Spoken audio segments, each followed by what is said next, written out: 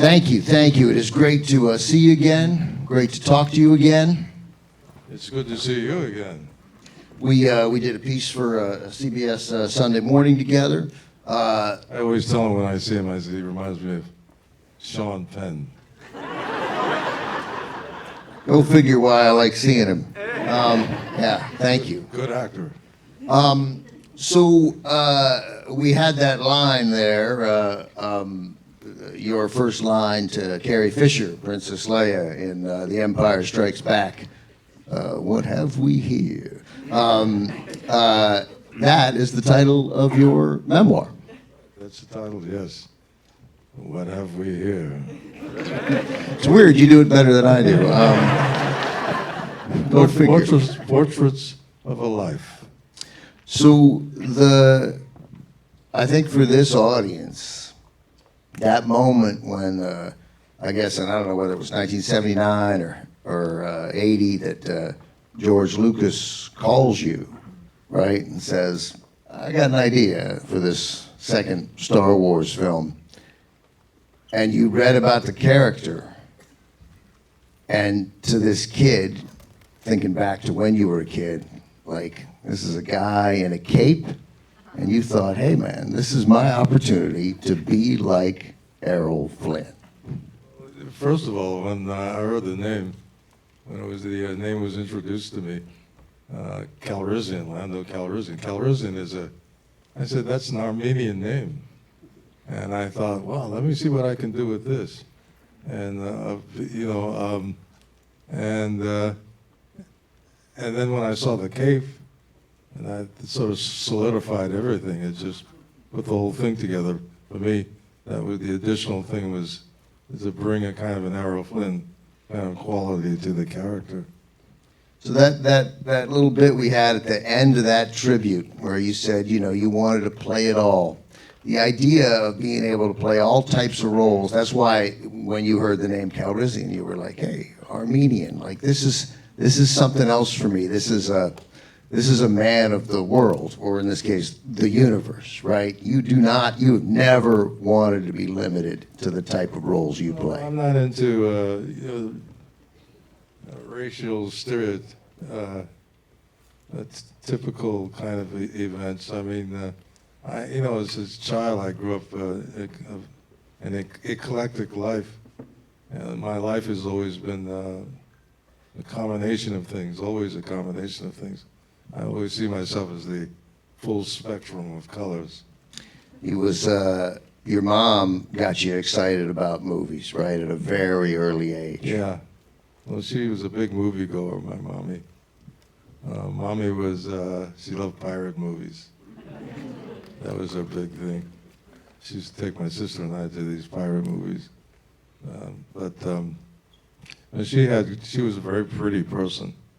And she had aspirations and desires to be in the movies. But of course, in those days, that wasn't really possible. Even though she was incredibly talented, she was a great singer too, right? She sang and she studied opera for many years. She was pretty extraordinary, my mom. She's the one who got you interested in Rudolph Valentino, and you thought, like, even at a young age, you were like, yeah, I like this. That's what I want to do. Yeah. And we saw it there, but and then, the gangsters, Cagney mattered. And well, I used to like those old sophisticated comedies, the old MGM movies, with Melvin Douglas, William Powell, Myrna Loy. I used to love those kind of movies. Yeah, well, and you right. I mean, you see you and you see in Dynasty, in that tuxedo, and there's some William Powell in that. There's some Melvin Douglas in that, yeah, right? Right. Yeah. Yeah. And one of the first things you said to me when we sat down was like you started quoting Edward G. Robinson. You were doing Mother Mercy. Is this the end of Rico? Well, that one moment with in Little Caesar, the movie Little Caesar, he plays Rico and he says, "Mother Mercy, is this the end of Rico?" After he ran through a billboard. A billboard sign. That's right. Yeah. But Cagney was Cagney. He did all the talk. He did. G. Robinson talked a lot before he died. Yeah, that's right, yeah. But Cagney would always.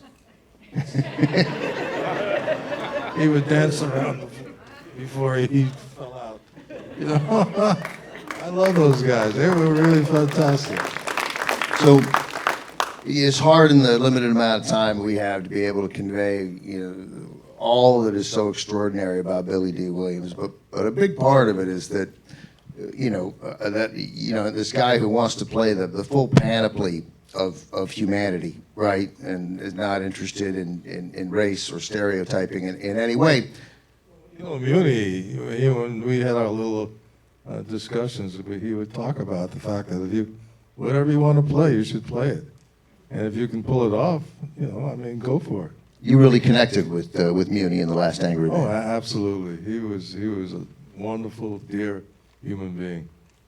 And there was an actor, whenever he would never knew when he was on, when he was shooting scenes, he always had to have his wife around, Bella, to let him know that the scene went well. Oh, you mean she would be the one to say, Yeah. You're good, you can move on. And I walked up to her one day and I said, what do you do? How do you let him know? 'Cause they had this like little code, and she went like that. I was like a 19, 20-year-old kid, and I was smart enough to let that was their thing, and I didn't try to pursue it. It was they were beautiful people. So in the 1970s, you make in Brian's song, it got like a 39.7 rating. 48% of every household in America in 1971 watched Brian's song the first time that it ran. And then it got terrific ratings when they aired it again and again and again. And then Lady Sings the Blues in 72. And then you started getting this nickname, which everybody here is going to relate to because you get this nickname. The New York Times had it. In a story about Mahogany, the New York Times headline referred to the Black Clark Gable branches out. And so what again, among the many things that I admire about you, and it's a lot, is that they didn't call you the Black Clark Gable, but you didn't get the opportunities of Clark Gable, because even after that success, the producers wanted to pigeonhole you. And yet, nearly 50 years later, you carry not an ounce of bitterness, nothing. All you do is look back on this positively. I decided I'm not going to waste my time and energy being pissed off 24/7. Well, it's impossible not to admire that, and then you get this huge career boost from George Lucas, and then you deliver, right, as Lando Calrissian. That's a key element of that. This film here, Bingo Long, Traveling All-Stars and Motor Kings, I've always loved as a baseball fan, as a constantly searching out material from barnstorming Negro League teams, and always looking for moments when they kick the crap out of white all-star teams.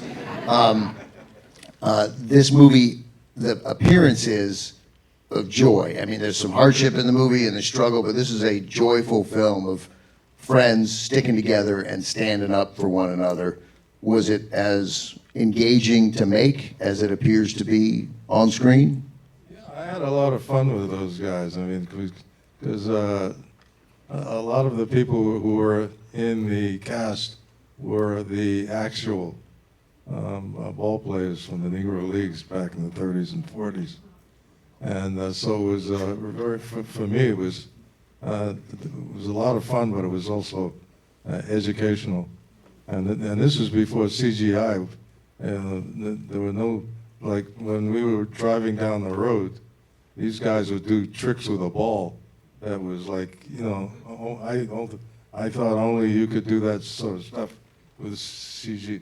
You had to fake it, but these guys were doing it. They were actually doing it, yeah.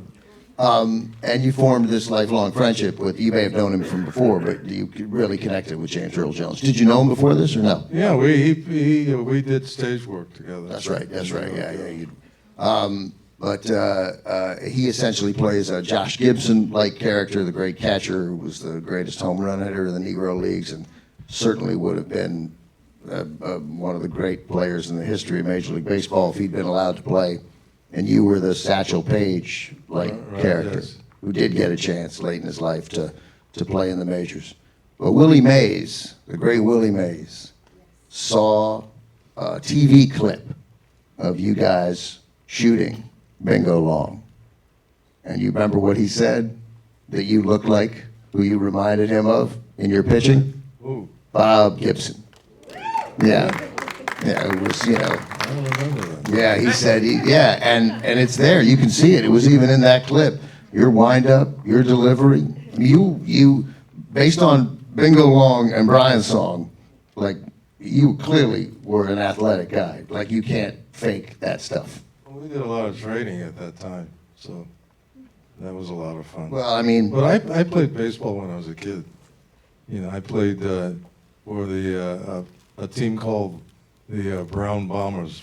It was a New York Yankee junior team. yeah, the New York Brown Bombers. Yeah. Yeah. I mean, you're an athlete, you play baseball, and then when you see the collection of Billy Dee's paintings, you guys got a little glimpse. This is not a guy who dabbled in art. Like, you could. When I was 18, 19 years old, I was nominated for Guggenheim, and I think they just give those out randomly. but I won a Hall Garden, which is comparable to a Guggenheim. We didn't put this in the CBS piece. Yes, I'm a serious painter. We didn't put this in the piece, but when you were at the art school, the New York, what's the formal name of the school? The design school in New York that you were at. You got a scholarship to go there, right? Right. Yeah, they went after you. And then Billy Dee, on a cold New York day, ducked into a store. It was a men's store, and also in that store was a casting director from CBS. And that guy was struck by your face, which is a nice face. And that random thing hooked you a little bit on acting. You started getting, and the director. Liam Dunn. That's right. Yeah, saw you, and that kicked it all off. But this is how good Billy Dee was. The director of the New York Design School, he was like, he called your mom. Yeah, they called my mommy up and told my mom that I was a painter, and she, don't let me become an actor. I should have taken his advice. No, you should not have taken his advice. You should not have taken his advice. Were there moments between doing The Last Angry Man in 1959 and your breakthrough, and then you did a bunch of TV work, and of course all this time you were also working on the stage, right? But were there moments where you thought, wait, this is not working out. This struggle is too hard. This is too challenging. I shouldn't stick with this. There are not enough opportunities here for actors of color. Or were you always determined? Excuse me. Or were you always determined to stick with it? I don't know. I was a kid. When you're a kid, you don't always know what you want to do, except meet a lot of girls. Did you? Were you able to meet any?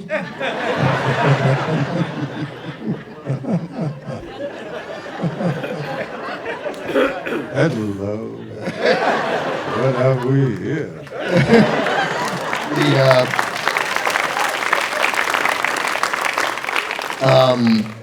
All right, we got to go. But the one thing that was not in the little Billy Dee Williams retrospective is how significant it was for the better part of a decade for a national beer company to bring you on. It works every time.